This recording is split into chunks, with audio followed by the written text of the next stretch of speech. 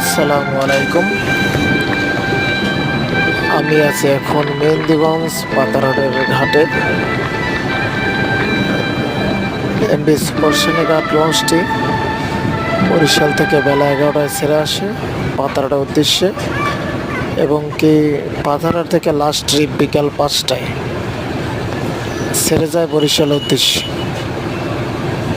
এখন থেকে নিয়মিত পাতারহাট বরিশাল রুটে চলাচল করবে। এই লঞ্চটি আগে ইলিশা মজুচৌধুরী হাট চলাচল করত, এখন নিয়মিত এই রুটে চলাচল করবে।